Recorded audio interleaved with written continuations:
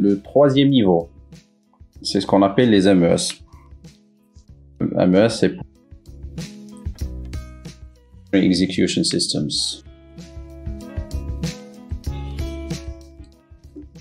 Les MES pour Manufacturing Execution Systems.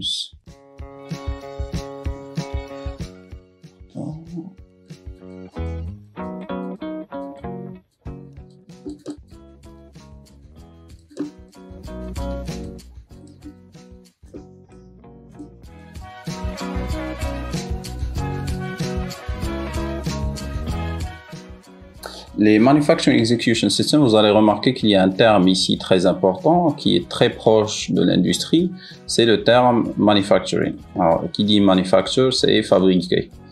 Ce n'est pas produire, c'est la fabrication. Nous sommes en train de gérer la fabrication. On est très loin de la partie opérative, on est très loin des robots, donc on ne s'intéresse pas sur comment je vais pouvoir faire les choses. Ce qui m'intéresse ici, ce sont le flux des produits ou des biens qui sont en train de circuler dans ma ligne de fabrication. Ligne de fabrication.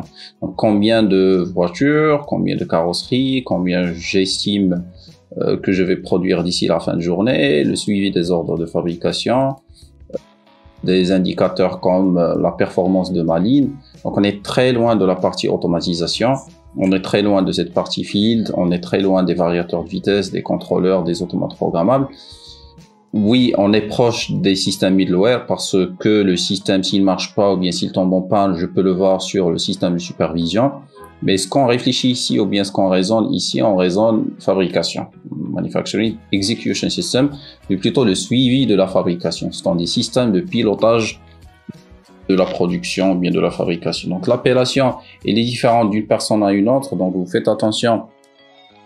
La traduction exacte c'est logiciel de pilotage de la production, parce qu'on raisonne OF et tout, mais généralement c'est du manufacturing. Donc le manufacturing c'est très différent. Manufacturing systems c'est très différent des systèmes de production. Donc, rappelez-vous de ça, en anglais, c'est Manufacturing Execution Systems. Donc, si on a assez de temps, on pourrait faire ou bien voir la différence entre les systèmes de production et l'appellation Manufacturing ou bien Execution, parce qu'elle a plus une composante terrain, le Manufacturing Execution, moins de composantes de gestion. Donc, on a du décisionnel pour servir le terrain.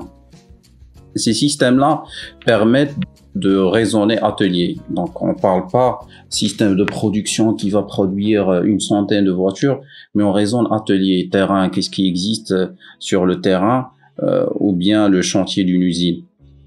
Dans ces systèmes de supervision-là, nous avons généralement une traçabilité.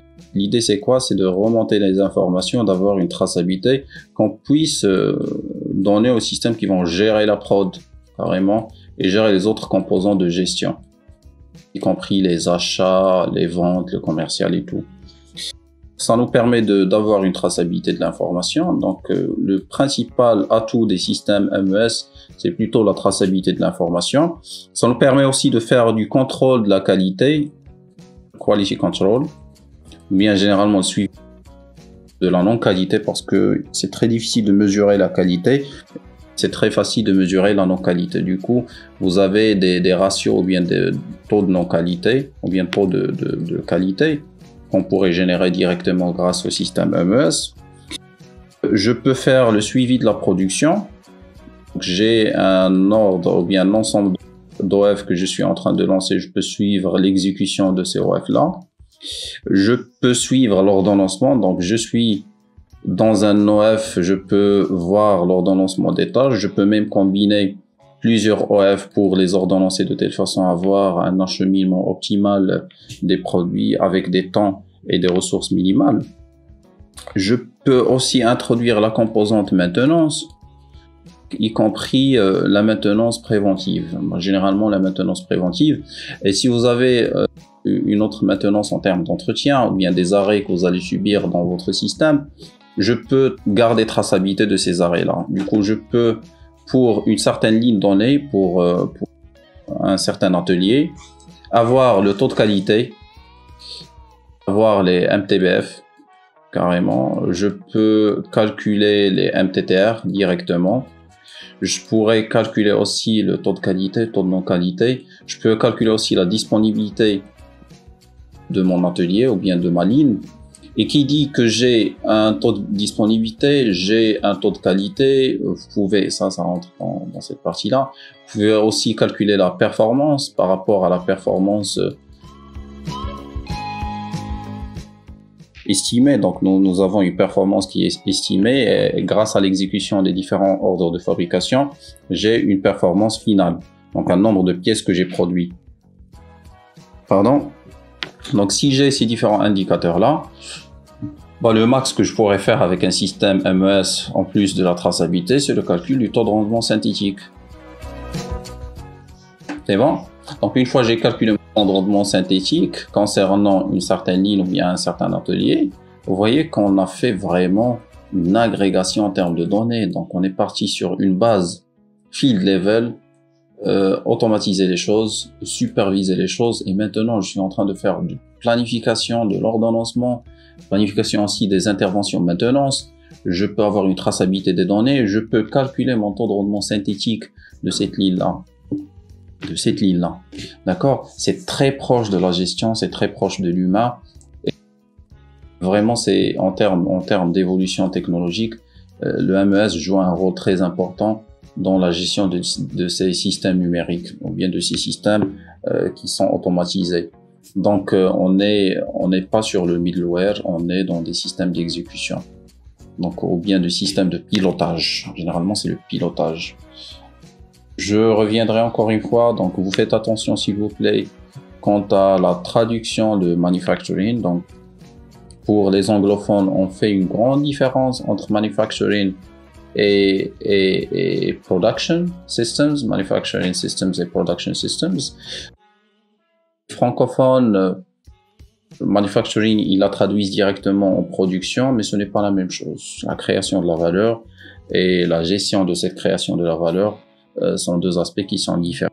Nous avons dans le manufacturing l'aspect fabrication là, exécution, comment je gère les choses sur chantier, sur terrain. Dans la production, ce sont d'autres aspects qui s'étendent en moyen ou bien au long terme. Ces logiciels, donc je ne sais pas si je peux voir un exemple. Généralement, c'est très difficile de voir des exemples de systèmes execution system. C'est très difficile de voir des captures d'écran de ces logiciels-là parce qu'ils sont intégrés. Oui, c'est ça l'idée. Parce qu'ils sont intégrés dans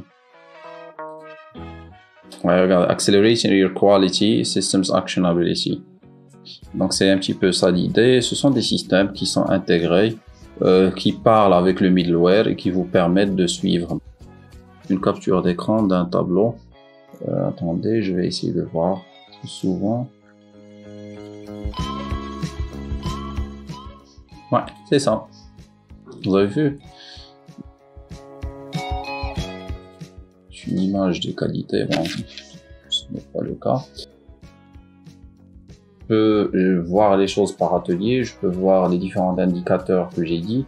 Donc souvent ce sont des ratios inférieurs à 1, taux de qualité, taux de disponibilité, la performance. Je peux calculer mon TRS, je peux faire le suivi, la traçabilité de données et les ordres de fabrication. C'est pas très visible. Ouais, c'est pas très visible, mais ça ressemble à ça. Une interface qui est assez commune. Ouais, c'est ça. Donc, excellent. Regardez ici.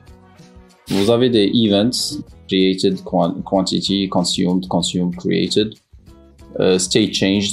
Nous avons l'aspect traçabilité ici à droite. Forming machine, c'est la ligne. Donc, c'est ça l'aspect manufacturing, vous avez vu. Donc, c'est ça l'aspect atelier. Shift, crew A. Production order, nous avons ici un ordre de production. Matériel qu'on est en train de gérer et machine status running. Ça veut dire que je suis en train de comptabiliser les choses en termes de running. Overall equipment efficiency, c'est le TRS.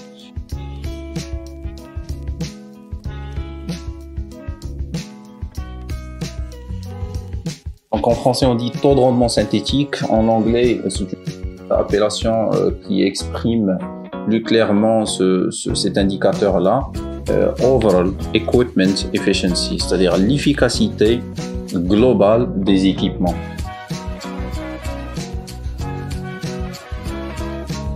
Je peux voir la qualité, je peux voir la performance et la disponibilité des machines. Vous avez aussi le Job Progress, donc la partie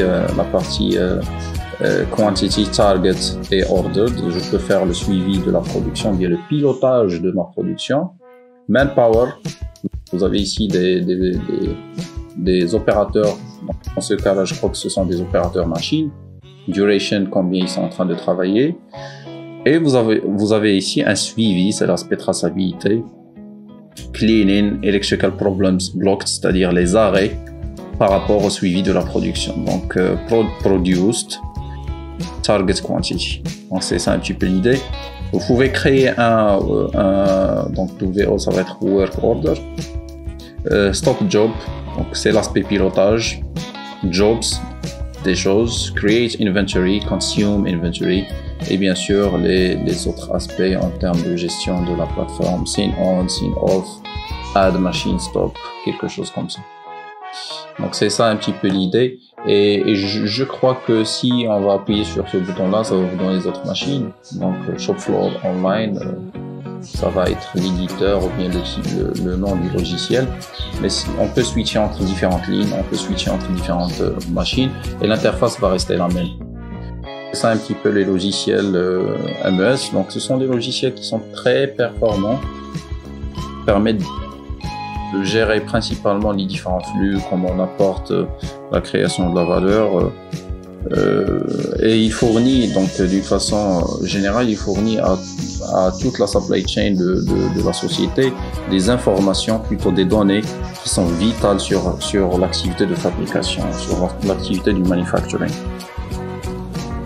Donc c'est ça un petit peu l'idée et ça permet vraiment de faire abstraction de la partie automatisation. Donc lorsqu'on parle de cette interface-là, on ne voit pas d'automate, nous ne voyons pas de processus, nous ne voyons pas de produits qui sont en train de circuler, nous ne voyons pas de moteur, de variateur de vitesse. Donc on est très loin de la partie field, on est très loin de la partie commande, on est très loin de la partie SCADA, donc nous parlons ici pilotage, un système de pilotage, de traçabilité des données pour qu'on puisse les traiter avec les systèmes qui vont venir dans la partie suivante.